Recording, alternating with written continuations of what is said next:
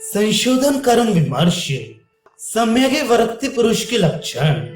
विरेचन जन्य दुर्बलता, लघुता, गिलानी, रोग का कम हो जाना, रुचि, हृदय की शुद्धि, वर्ण की शुद्धि, भूख प्यास लगना तथा मल मूत्र का उचित समय पर होना, बुद्धि, इंद्रिय और मन की शुद्धि, वायु का अनुलोमन तथा कायाग्नि का सम रहना, ये सब सम्यक वरक्ति के लक्षण हैं। अविरक्ति के लक्षण। शिठिवन, हृदय का शुद्ध होना, कफ और पित्त का उत्क्लेश अर्थात जी मचलाना, अफरा, अरुचि व मन दुर्बल ना होना, शरीर का भारी रहना, जंघा और उरुमी शिथिलता, तंद्रा, स्तिमितता, पीनस का होना और वायु का पेट में रुके रहना, ये सब अतिरिक्त के लक्षण हैं। विरेचन के अतियोग का लक्षण। विरेचन होने पर क्रम से मल, पित्त, कफ और वायु के आ जाने के बाद यदि मेदा मांस के जल के समान रक्त निकलता है अथवा कफ और पित्त से शून्य जल निकलता है या काला खून निकलता है, यदि प्यास अधिक लगती है और वात रोग से पीड़ित रहता है तथा ज्ञान शून्य हो जाता है, तो ये विरेचन के अतियोग के लक्षण हैं। वमन के अतियोग का लक्षण।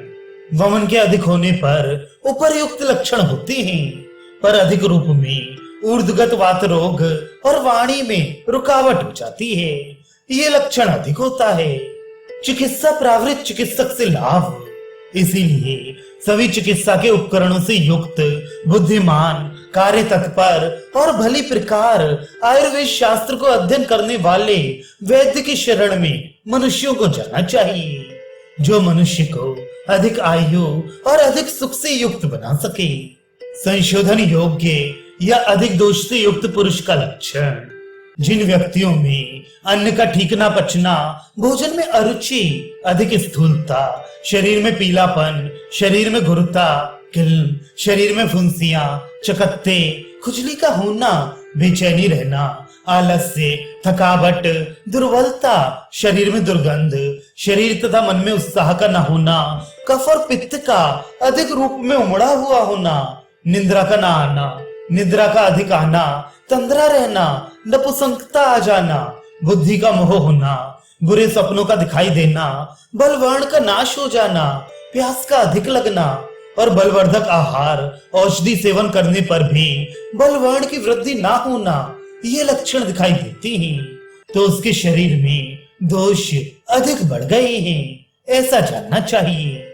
इस प्रकार दोषों की अधिकता जानकर उस मनुष्य को बल और दोष के अनुसार वमन या विरेचन संशोधन के लिए पिलाना चाहिए। संशोधन का फल।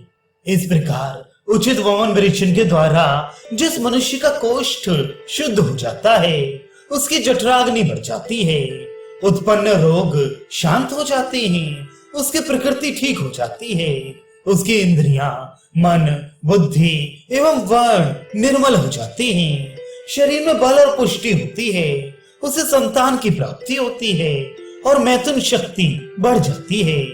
बुढ़ापा कठिनता से आता है, बहुत दिनों तक रोग रहित होकर जीता रहता है। इसलिए समय पर युक्ति पूर्वक संशोधन का सेवन मनुष्यों को करना चाहिए। संशोधन चिकित्सा की श्रेष्ठता।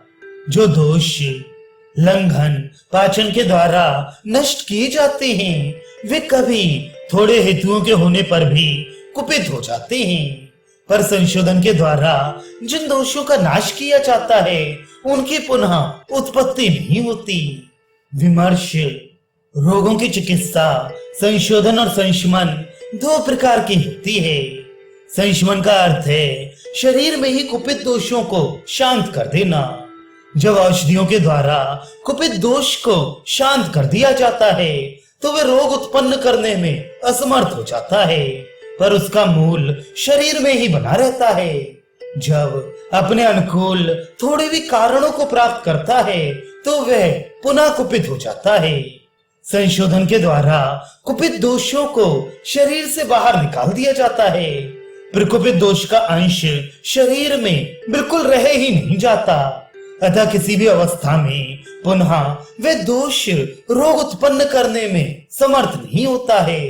इसलिए संशोधन औषधियों की अधिक महत्वता है। तात्पर्य यह है कि कारणांतर से पुनः नए रूप में दोष कुपित होकर रोग उत्पन्न कर सकते हैं, पर कुपित दोष संशोधन के द्वारा शरीर में रहते ही नहीं हैं, अतः वे रोग उत्पन्न करने में समर्थ नहीं होते। संशोधन की श्रेष्ठता में उपमा दोष और वृक्ष, इन दोनों को नष्ट किया जाए पर उसका मूल नष्ट ना किया जाए तो दोष और वृक्ष को नष्ट कर देने पर जो रोग और वृक्ष की पत्तियां चली गई रहती हैं, उनका आगमन उत्पत्ति अवश्य हो जाती है। संशोधन से उत्पन्न लंघन में ब्रहण पथ्य, निरंतर औषध द्वारा संशोधन करने से शरीर और बल के क्षीण हो जाने पर आहार के द्वारा ही ग्रहण करना उत्तम होता है। आहार में कौन कौन द्रव्य लेना चाहिए इस पर बताया है कि घृत, मांस रस, दूध और हृदय को बल देने वाला युष मिलाकर आहार देना चाहिए तथा ब्रहण, अभ्यंग, उबटन, स्नान, निर्वस्ति तथा अनुवासन वस्ती का सेवन करना चाहिए। ऐसा करने से रोगी का कल्याण होता है और वह चिरायु होता है। संशोधन के अतियोग की चिकित्सा, वमन विरेचन आदि के अतियोग का लक्षण यदि शरीर में उत्पन्न हो जाए तो ऐसे मनुष्यों को उपद्रव के अनुसार द्रव्यों से सिद्ध किए हुए घृत का पान करना चाहिए अथवा मधुर द्रव्यों से सिद्ध किए हुए तेल के द्वारा अनुवासन वस्ती देनी चाहिए। संशोधन का अयोग हो जाने पर चिकित्सा, संशोधन पीने पर जिस व्यक्ति के शरीर में अयोग के लक्षण उपस्थित हो जाएं, तो मात्रा, काल, बल की अपेक्षा रखने वाला वैद्य पहले सेवन किए गए संशोधन की मात्रा आदि का स्मरण कर स्नेहन करने के बाद पुनः संशोधन कराए।